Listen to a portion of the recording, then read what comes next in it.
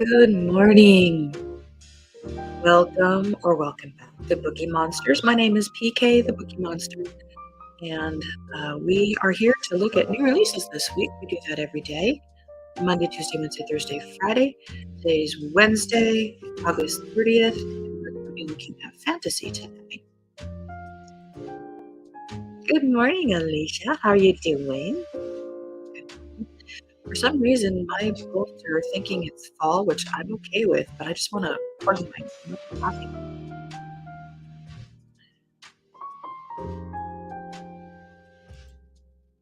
But I know it's going to be in the 80s today, so it's not really, which is better than yesterday. Yesterday we hit 100 again.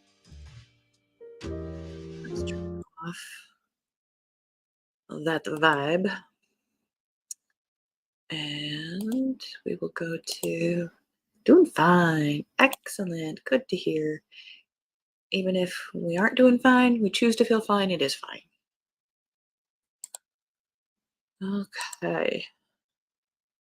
These are the fantasy ones they are saying are being released this week. There's 8 of them. Very busy covers. Some of these we've looked at. I know we looked at that one. But we'll take a look. A Tall Dark Trouble by Vanessa Montalban.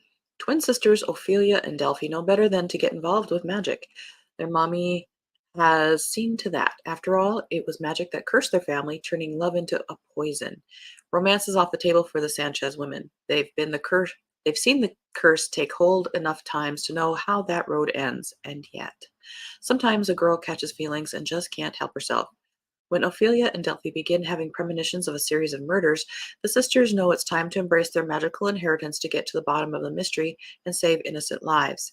Teaming up with their best friend Ethan and with brooding detective in training Andre, the sisters set out to learn the truth.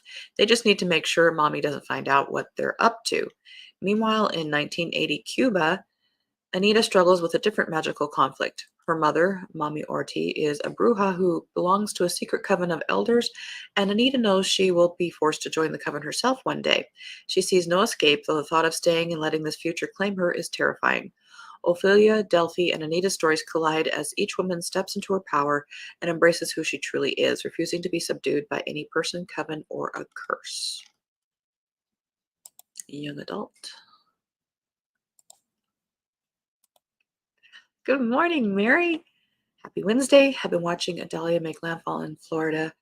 Have folks that could be in harm's way to be okay. Yep, sending them a lot of loving energy and protection. Alicia, hope they are safe. My brother is down there, but he feels confident he will be okay. And he is cocky. Yeah, I've never been in a hurricane. I don't think I ever want to. But if that's your reality, if that's where your area is used to it, it just becomes another thing, like tornadoes. It's just like, you take them seriously, but you don't freak out like the news does. Guardians of Dawn, Zara by S.J. Jones. Fantasy young adult. Sailor Moon meets Cinder. Cinder, excellent fantasy series if you're wanting to try some fantasy. Magic flickers, love flames, chaos reigns. Magic is forbidden throughout the Morning Realms. Magicians are called abomination and blamed for the plague of monsters that razed the lands 20 years before. Jinjara already has enough to worry about: appease her stepmother's cruel whims, looking for her blind younger sister, and keeping her own magical gifts under control without having to deal with rumors of monsters reemerging in the marsh. But when a chance encounter with an easily flustered young man named Han brings her into contact with a secret magical liberation organization called the Guardians of Dawn, Zara realizes that there could be more to these rumors than she thought. A mysterious plague is corrupting the magicians of Zhenhai and transforming them into monsters, and the Guardians of Dawn believe a demon is responsible. In order to restore harmony and bring peace to the world, Zara must discover the elemental warrior within, lest the balance within order and chaos is lost forever. That sounds kind of cute. House of Marion by J.L. Fantasy. 17-year-old Quell has lived her entire life on the run. She and her mother have fled from city to city in order to hide the deadly magic that flows through Quell's veins until someone discovers her dark secret. To hide from the assassin hunting her and keep her mother out of harm's way, Quell reluctantly inducts into a debutante society of magical social elites called the Order that she never knew existed. If she can pass their 3 rites of membership, mastering their proper form of magic, she'll be able to secretly bury her forbidden magic forever. If caught, she will be killed. But becoming the perfect debutante is a lot harder than Quell imagined, especially when there's more than tutoring happening with Jordan, her brooding mentor and assassin in training. When Quell uncovers the deadly lengths the Order will go to defend his wealth and power, she's forced to choose: embrace the dark magic she's been running from her entire life, or risk losing everyone she's grown to love.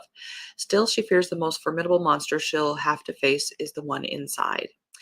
You know, looking at these fantasies, and I love fantasy. I've read sci-fi, but specifically fantasy, since I was in junior high, probably even childhood, if you could count the Lloyd Alexander books. The difference I'm seeing from what I grew up with and now, so much, and I won't say 100%, but like 99%, I'm exaggerating, but are about the person and an interior journey, which is a part of the story.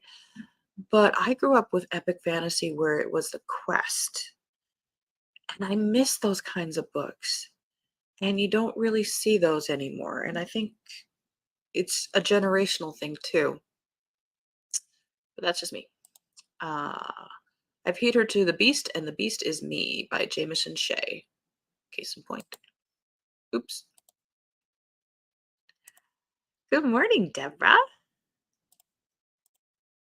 Glad you could be here. Thank you, thank you. Hope you all have your cup of coffee. I have my cup of coffee. I feed her to the Beast, and the Beast is me. Laura Mesny is a perfectionist with an axe to grind. Despite being constantly overlooked in the elite and cutthroat world of the Parisian ballet, she will do anything to prove that a black girl can take center stage. To level the playing field, Lore ventures deep into the depths of the catacombs and strikes a deal with a pulsating river of blood. See, you don't do that. That's a mistake. The primordial power Lore gains promises influence and adoration, everything she's dreamed of and worked toward. But did you really work for it? You're cheating. Ah. With retribution on her mind, she surpasses her bitter and privileged peers, leaving broken bodies behind her on her climb to stardom. But Lore quickly learns she's not the only monster around, and her vicious desires make her a perfect target for slaughter. As she descends into madness and the mystifying underworld beneath her, she is faced with the ultimate choice: continue to break herself for scraps of validation, or succumb to the darkness that wants her exactly as she is, monstrous heart and all. That is, if the god killer doesn't catch her first. It looks like this is a debut. Roommate is a Vampire we did on Monday. The October Witches by Jennifer Clayson. Fantasy, middle grade. 13-year-old Clementine Merlin lives with her mom, her aunts, and her cousin Mirabel at number 15 Pendragon Road. The Merlins are a family of witches, but because of an ancient falling out with the other branch of the family, the Morgans, we see where this is coming from. They only have powers for a single month of the year, October. And this October may be the one that Clemmy gets her magic. It should be exciting, except that magic is the reason that Mirabelle never talks to her anymore. Aunt Flissy leaves at the end of every September and doesn't come back until November. And Aunt Temmie, well, is long gone. And the Merlin bad luck takes an even worse turn this year. After a disastrous attempt by the aunts to recover their lost magic, 15 Pendragon Road is visited by the creepy and cold Morgans. In the wake of the ensuing battle, Clemmy and Mirabelle are left on their own. With no other choice, the cousins must bond together and summon their courage and magic to solve the mystery of what happened between the first Merlin and Morgan all those centuries ago, if they'll have any hope of ending this feud and getting their family back.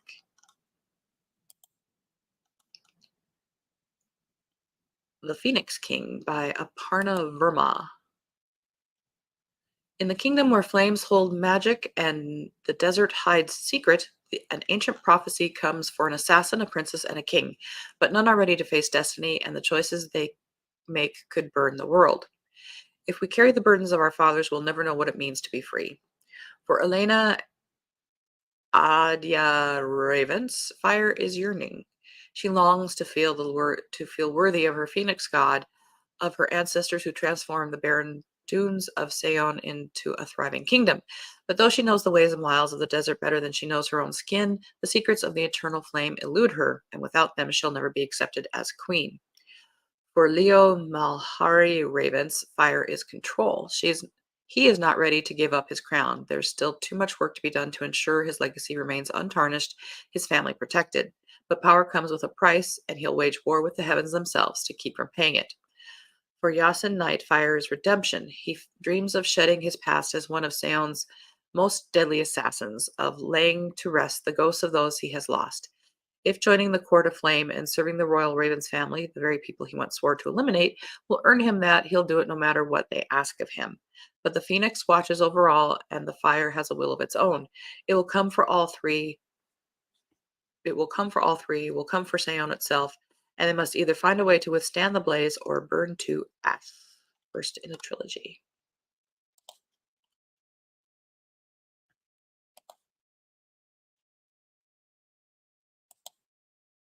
Agree. I like what you said. You need a quest or a purpose. Yeah. Yep. I or me, as the case may be. It's very that the last two generations are just so been taught to be very inward oriented.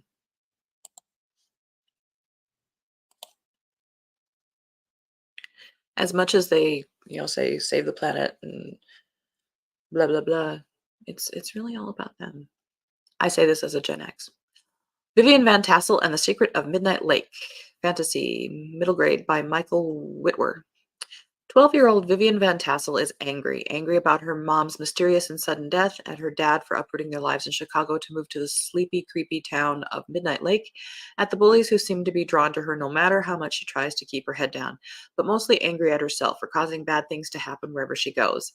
When a class assignment at her new school prompts Vivian to research the history of Midnight Lake, she quickly discovers her new home is even more peculiar than it seems. Not only was the infamous Beasts and Battlements (B&B) role-playing game invented in Midnight Lake, but there are also some hard-to-explain coincidences about the town and its history that seem to tie back to the game in a way that's as puzzling as it is disturbing. When the biggest oddballs at school attempt to befriend Vivian and introduce her to their game of B&B, she's torn between wanting to follow the path that has always worked for her, keeping everyone at arm's length, and giving these strange kids and their even stranger fantasy game a chance. Maybe that's what it will take to get to the bottom of the mystery of Midnight Lake and why Vivian was really brought there in the first place. Those are the fantasy ones of this week. Indeed. What is today? Wednesday.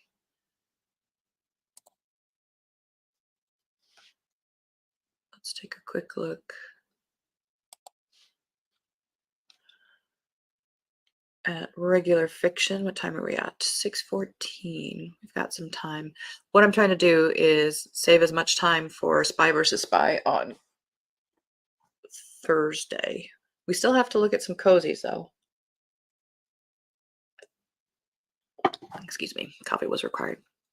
All You Have to Do by Autumn Allen. These are straight fiction.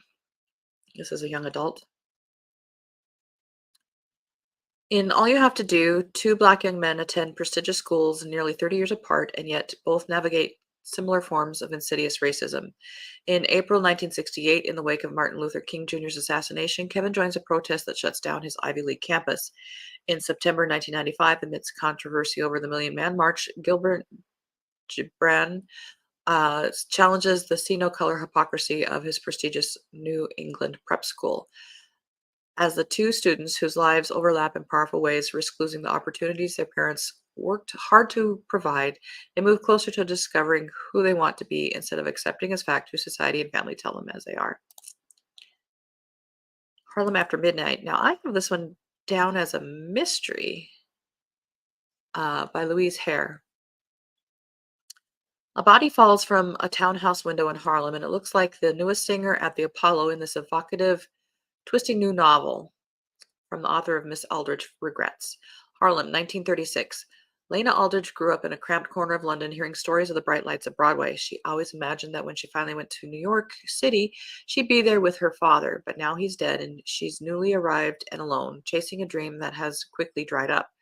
When Will Goodman, the handsome musician she met on the crossing from England, offers for her to stay with his friends in Harlem, she agrees. She has nowhere else to go, and this will give her a chance to get to know Will better and see if she can find any trace of the family she might have remaining.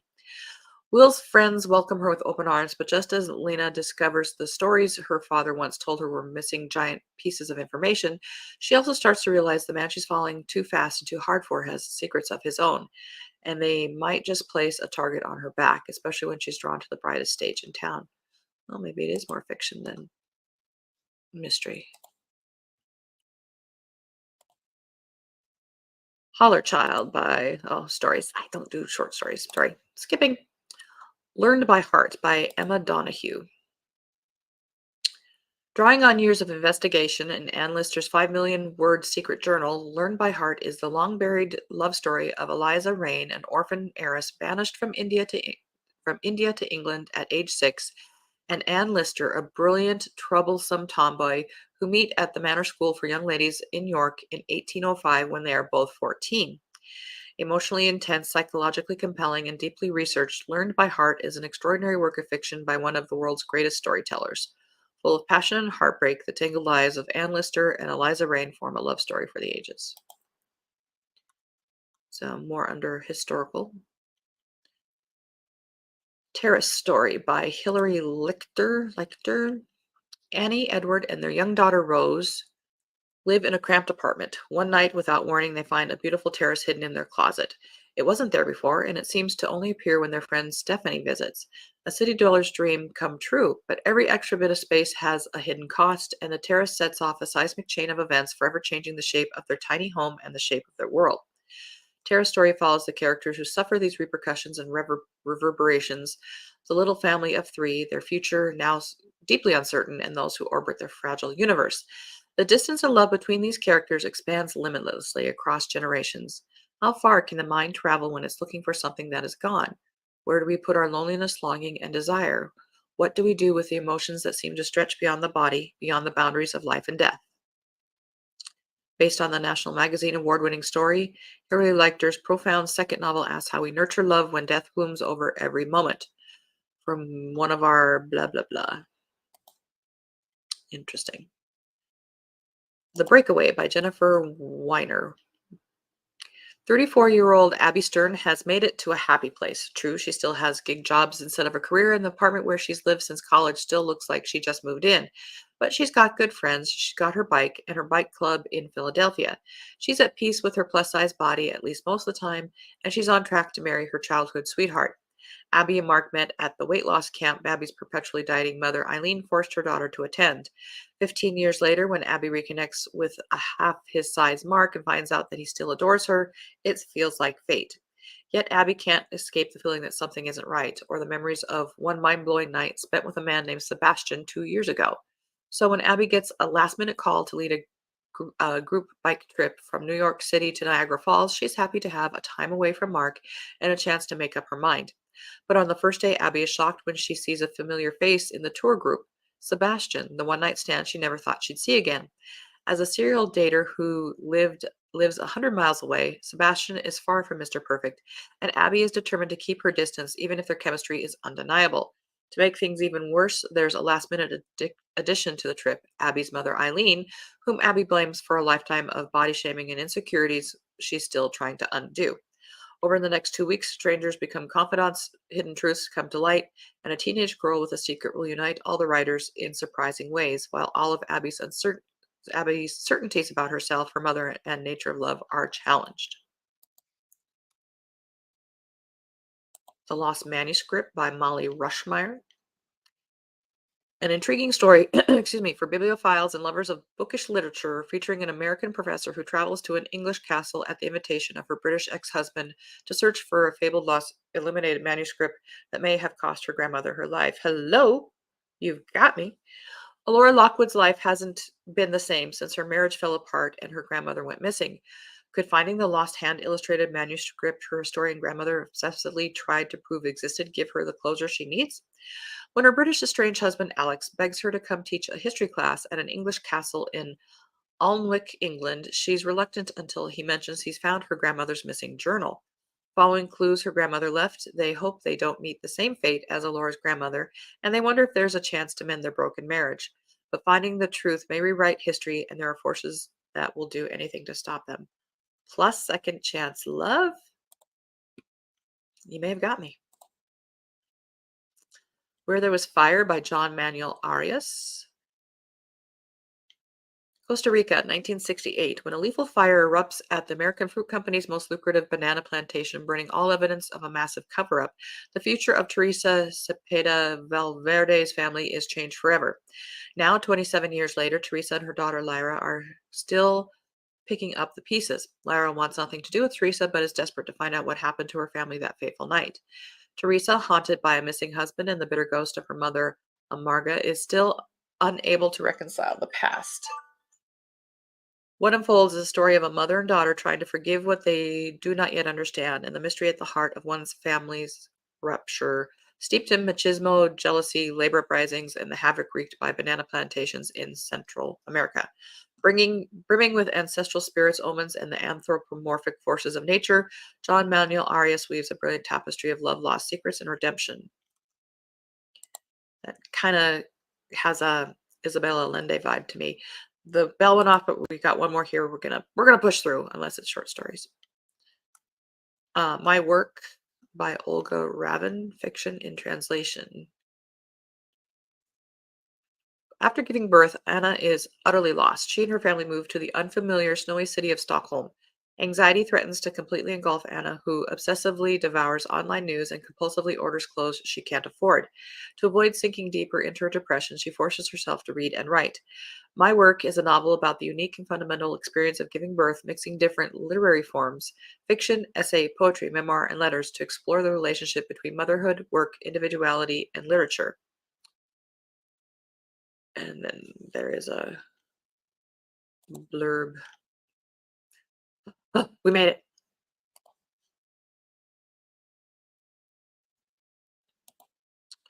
Learn by heart looks good.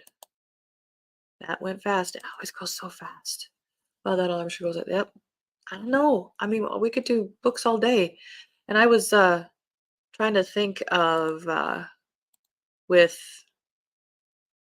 uh, Monday being a holiday, whether I would do a show or not. I'm thinking I will do a show.